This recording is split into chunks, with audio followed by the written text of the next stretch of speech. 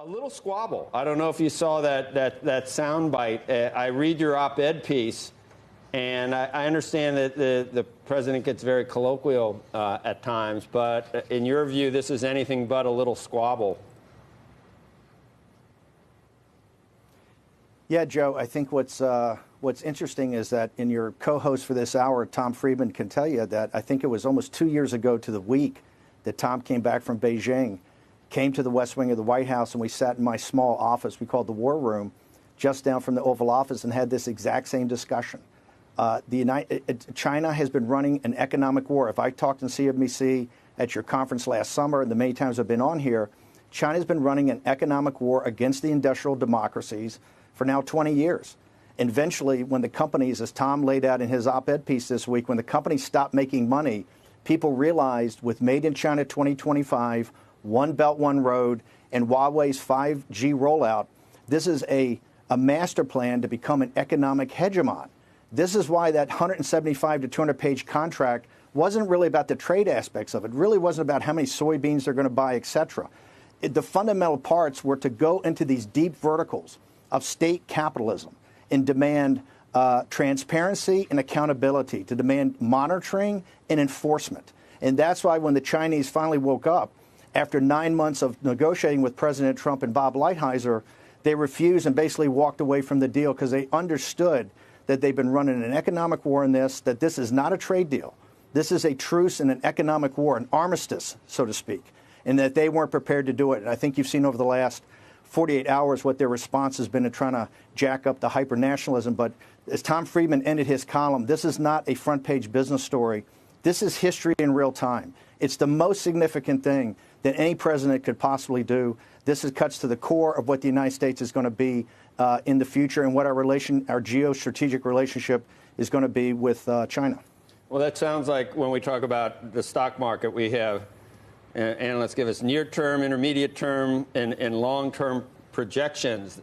And I think we need to break this down into that as well, because long-term, it seems like this is going to go on for years, but there's going to be near-term developments that are going to be required by whoever's watching this. We're going to need to know something within the next month, or as the election comes closer in 2020, we're going to need some type of agreement, some type of understanding to talk more later, because with what you're presenting to me, Steve, it looks like a lose-lose. I don't see how China ever would agree to what we need them agree to get a real trade deal. I disagree with this. I think it actually will be a win-win. The system that China has, particularly the slave labor they have now in the Chinese population, this is about this radical cadre in the CCP. You cannot possibly have this totalitarian surveillance state. It can't exist. You have the industrial democracies, okay? What we're trying to do, and I think what Trump is trying to do very thoughtfully, is to bring them into really a world system, a system that Tom Friedman and others have talked about. The problem is we allowed the City of London, Wall Street, and the corporatists to create a system that worked for them and didn't work for working class people, whether those people are in Ohio or Michigan or Wisconsin or here in Germany. This is why Donald Trump's president of the United States, it was as J.D. Vance points out, it's the sending of the factories to China, the loss of the jobs, and the importation of the opioids because of this crisis of kind of angst that has developed this crisis in the upper Midwest. That's why Joe Biden kicked off his campaign in Pittsburgh. People understand that this is where the presidential election of 20 is going to be decided. It is where the presidential election in 16 was decided. This can be a win. The Chinese business model cannot continue, and it won't continue. You can stop it by stopping the forced technology transfers, allowing the intellectual property and industrial espionage to stop, and stop financing it. We have full capabilities in the West to stop this right now and help China evolve into a real industrial power along rules, the rule of law, and everything that they've agreed to for 20 years that they haven't played by. Not just not played by, done the exact opposite. And I think it's now time for people to stop harping. You know, the fear project, particularly the Wall Street cheerleaders and their pom-poms, the fear project didn't work. The stock market didn't implode. The U.S. economy didn't implode. In fact, with Trump's trade policies, we're getting a boost now from trade. Import prices are dropping. Employment's up.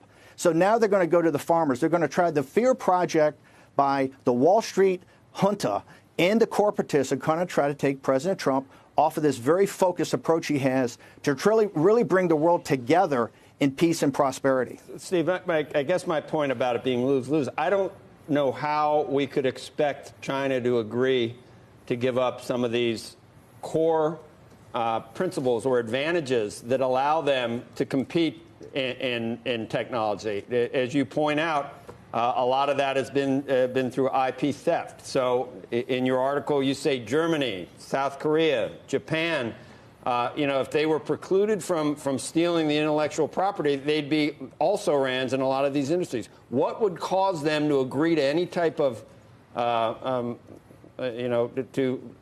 come into the 21st century like you want them to do? What would cause them to say, sure, we'll do this? They won't. They won't unless they're forced, and that's what this agreement's about. Remember, what they walked away from was the detail that Lighthizer had in this agreement on both real-time monitoring and enforcement. And this was not to have some regulatory apparatus. This was to put into Chinese law. So they couldn't sit there later on and retrade the president, retrade the United States. The way you do this is you do it. You cut off the technology. You stop the forced technology transfers. You saw this NPR piece where the companies that had all the technology ripped off didn't want to raise their heads. They were afraid of retaliation. You stop the retaliation. And most importantly, you get the Wall Street hedge funds and the money managers and the investment banks, and you cut off the capital. If you cut off the capital, you stop them stealing the technology, you stop the forced technology transfers, you stop them from exporting deflation and overcapacity by these subsidies of state-owned industries. If you just make them play by the rules they've already agreed to, okay, it will be a transitional period. But on the other side, China will actually join us as an industrial power. We're not sitting there. This is not against the Chinese people. I have a great affinity. I've lived there. I've owned businesses there.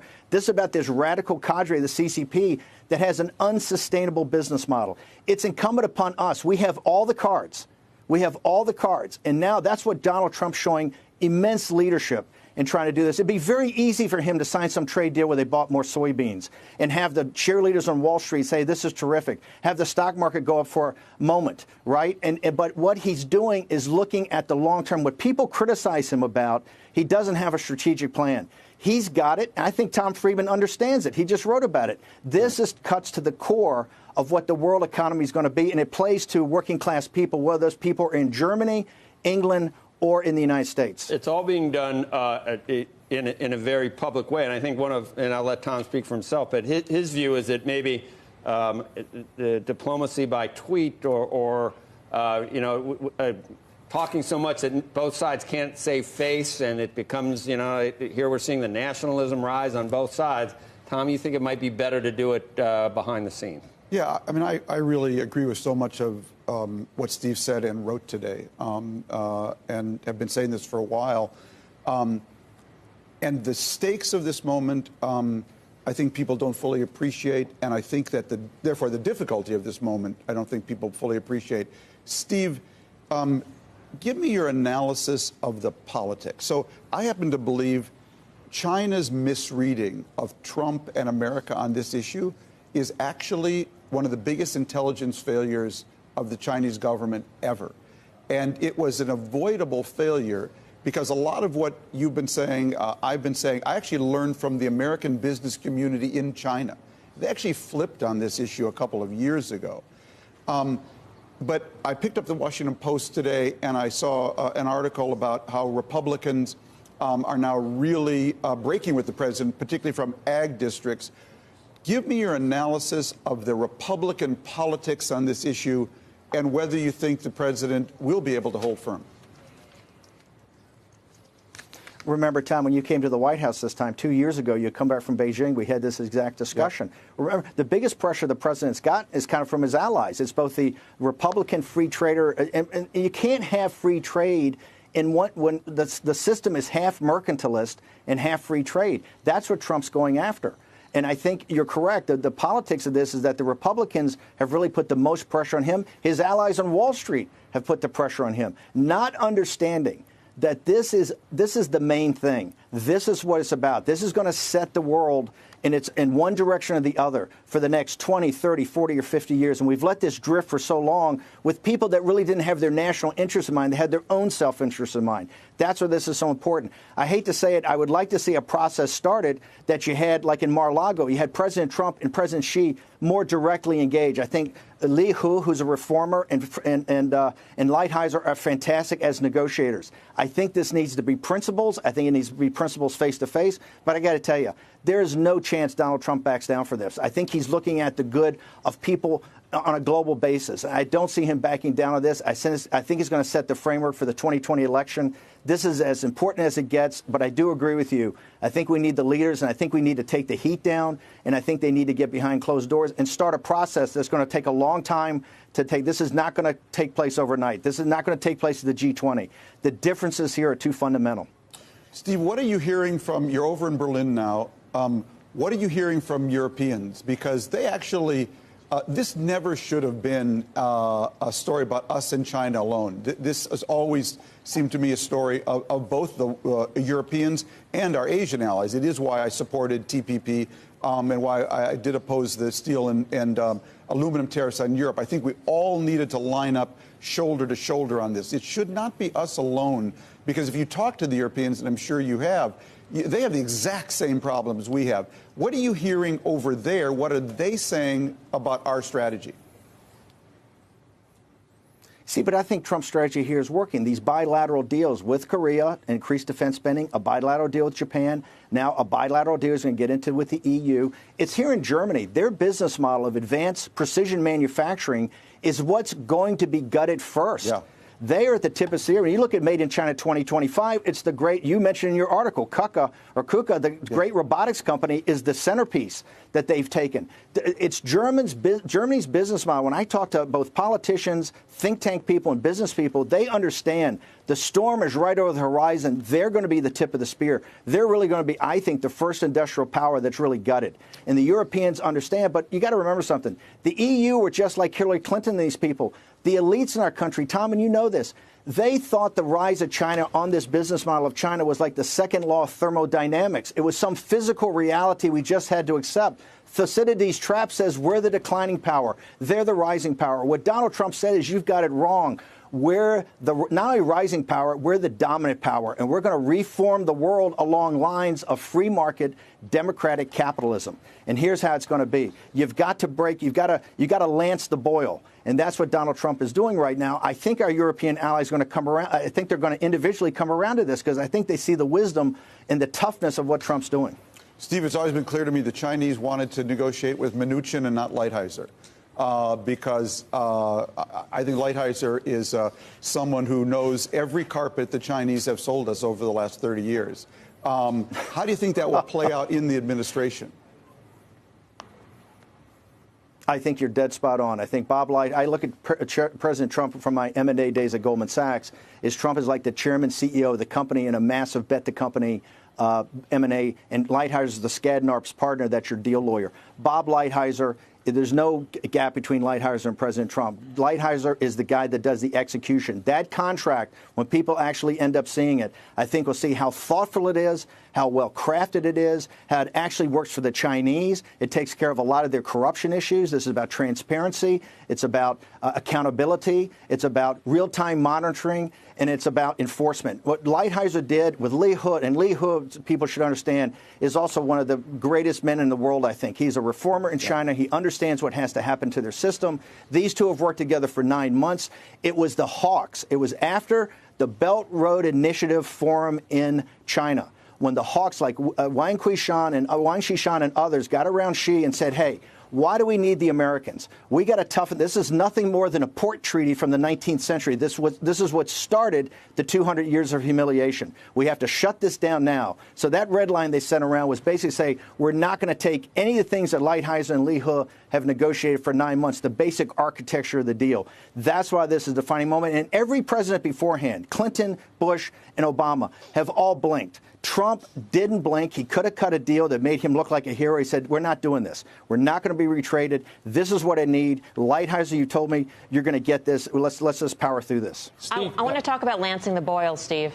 I understand the long term, the goal of this. I actually agree with the goal of that myself as well. But overlay politics on this. I mean, if lancing the boil causes an economic downturn, if lancing the boil causes a decline in the stock market of more than 10%, and it's around election time, what happens to the resolve? First off, I don't think that's going to happen, but I think you realize with Joe Biden launching in Pennsylvania, this is going to be the debate. The American workers, the men and women that saw those factories leave, the American farmers, understand these are patriots. They put the national interests of the country before their own personal interests. They've seen the elites totally do this for themselves. They understand they have a voice in the room that's looking out for them and looking out for their children and grandchildren. China's business model is an existential threat to the industrial democracies, the United States, Germany, England, Japan, Korea, all of us. It has to be done now. There may be some short-term pain. Okay, but Donald Trump and I think others understand we have to power through this. Now, it turns out that the numbers on Trump's plan are actually better. The 3.2% growth is driven by the decline in exports from China. The import prices are falling, right? The employment, a lot of it's tied to this. So right now, this is working. I happen to think, and I think Trump believes, and the people around Trump believe it's going to continue to work. But I got to tell you, he's not going to back down from this. This is the core of why he's president of the United States. This is the core of America in decline. This is the turnaround of America. This is bringing manufacturing jobs back. I believe those citizens in those northern industrial states will say, hey, this guy finally stood up to him, started bringing the supply chain back, and I'm with him. Steve, this is I don't know if we'll do this again. I'd like to. I'll let you know next time we do this, Tom. And Tom will be back. Maybe you'll be back. I don't know if we'll have a great shot like that of the Brandenburg Gate. But this has been compelling, and we appreciate it. And we wish you well and safe travels.